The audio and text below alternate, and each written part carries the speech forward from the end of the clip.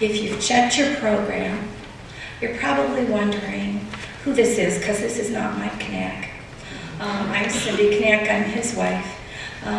He was planning to do this today and is not feeling well enough. So he typed out what he wanted to say. So I will be reading for Mike.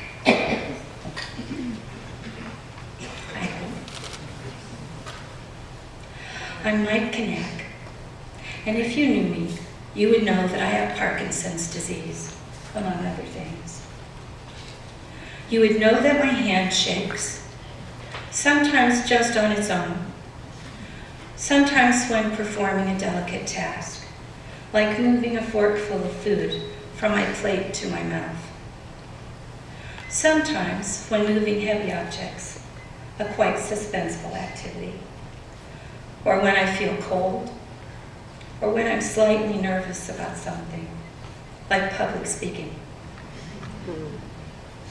You would know I have certain stiffness in parts of my body, while other parts remain quite flexible. You may see me move slowly and make tentative movements, as if trying to keep my balance on a gymnast's beam. You would not be able to hear me well sometimes. My words would be slurred, but I would not be drunk, and my voice would sound more like a whisper. You may see me focused intently on simple tasks, like buttoning sleeve cuffs or chewing food. Sometimes you would see an expressionless face, like a blank sheet of paper looking back at you. Sometimes you might see me stumble when one foot decides not to go along with the other foot. Sometimes you would see me looking tired, anxious, or depressed. And sometimes you might see none of these things. You wouldn't know I was any different than you. For me, Parkinson's is a mysterious disease in a number of ways. For one thing, it can be hard to diagnose.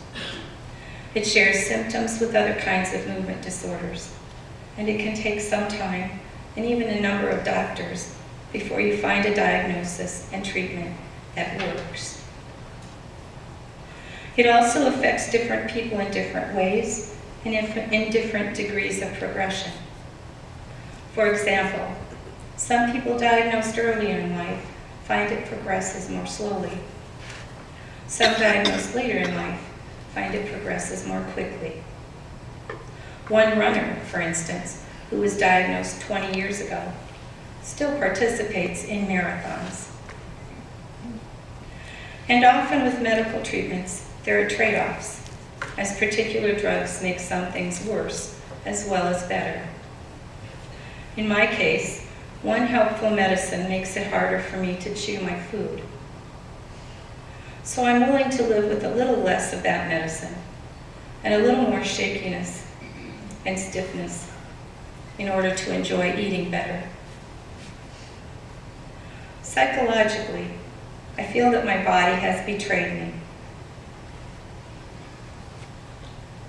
I can no longer rely on it to move as I want, or to hide any nervousness I might have in a situation.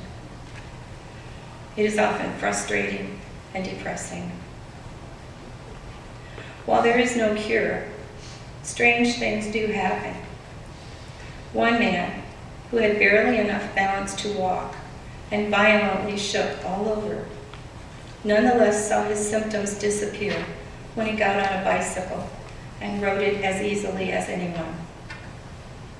No shaking, perfect balance.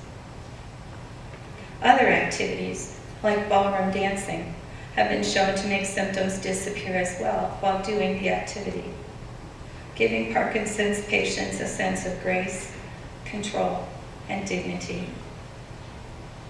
For trembling has the effect of making you look weak and afraid.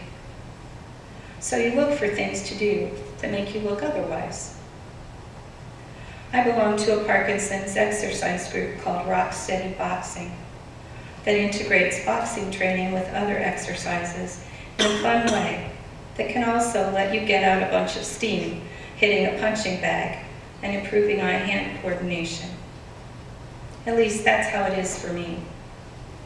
Indeed, exercise of any kind has been shown to help slow the progression of the disease. One gift I have received from Parkinson's is living more in the moment. I live less in the future and the past, and am more thankful for the moment and the friends and family I have with me now, no matter what else is going on.